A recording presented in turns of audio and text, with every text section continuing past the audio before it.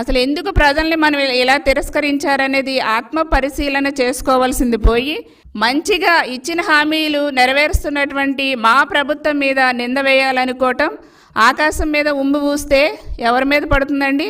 తిరిగి మీ మీదే పడుతుంది. అది గుర్తుపెట్టుకోండి. మీరు రాష్ట్రాన్ని అప్పుల ఊబిలో నెట్టేశారు.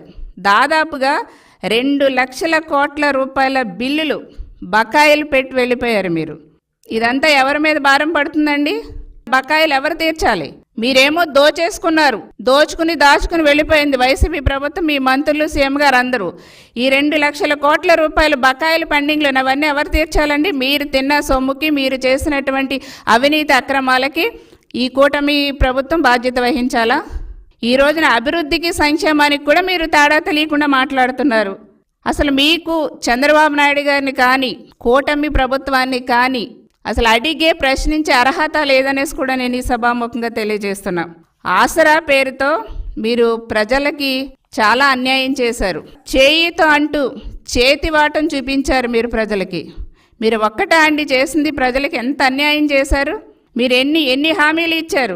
దాదాపుగా 100లో హామీలు ఇచ్చారు, కానీ 80% కూడా మీరు హామీలు ఎక్కడా కూడా ప్రజలకి అమలు చేయలేదు. కాబట్టి ప్రజలు మిమ్మల్ని తిరస్కరించారు.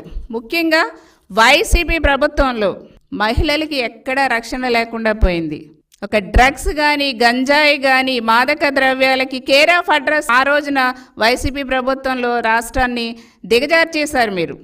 ఎన్సీఆర్పీ రిపోర్టు ప్రకారం కూడా ఆంధ్రప్రదేశ్ని వైసీపీ ప్రభుత్వం ఉన్నటువంటి 5 సంవత్సరాల్లో నేరాల సంఖ్య గణనీయంగా 5 సంవత్సరాల్లో ఆనాడు పెరిగింది. ఇదంతా సిగ్గుచేటు. ఆనాడు కూడా మేము నెత్తినేరు కొట్టుకున్నాం, చట్టాలను ఇంప్లిమెంట్ చేయట్లేదని.